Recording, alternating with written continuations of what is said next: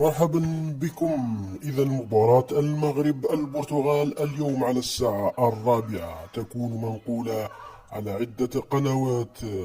مباراة الدور الربع النهائي لكأس العالم قطر 2022، وتلكم هي القنوات التي ستبث المباراة اليوم مباشرة ابتداء من الساعة 4 مساء. بالتوفيق للمنتخب المغربي إن شاء الله الفوز إلى الدور النصف النهائي لكأس العالم. إذا أعجبك الفيديو اشترك في القناة وفعل الجرس ليأتيك كل جديد.